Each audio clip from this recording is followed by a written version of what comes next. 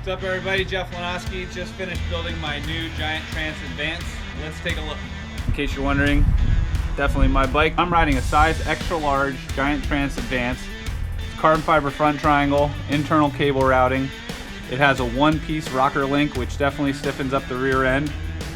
Aluminum rear with a 12mm through axle. So starting up front, I'm running full width 800mm wide Tharsis Trail carbon handlebars connected to a 45mm Tharsis Trail stem. And then as far as shifting, I'm running Shimano DUR-XT Di2.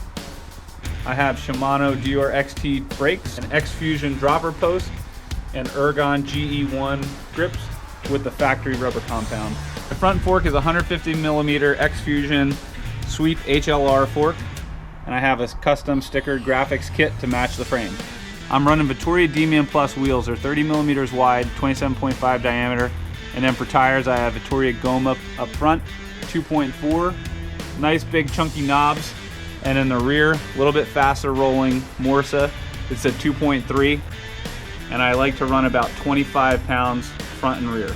I'm using Shimano DUR-XT pedals, DUR-XT cranks, 175mm long, with a 32 tooth chainring up front, an MRP bash guard behind it, and in the rear I have a Shimano DUR-XT cog set.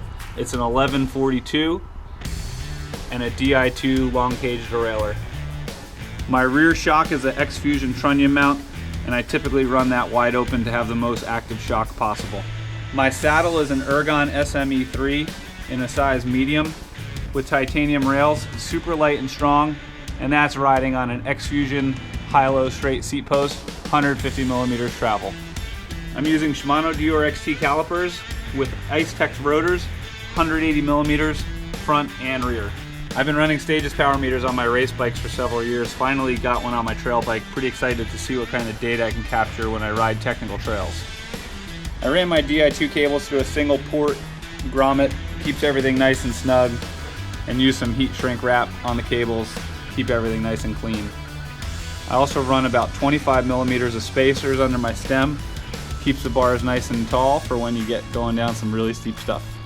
On bike holding duties, I got a pretty sweet Scorpion stand, courtesy of Feedback Sports.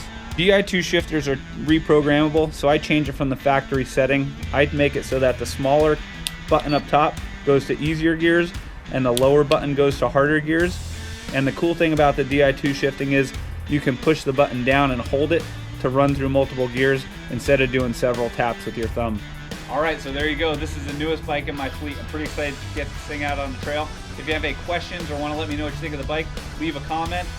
Look forward to an upcoming episode of Trail Boss, and I hope to see you out on the trail.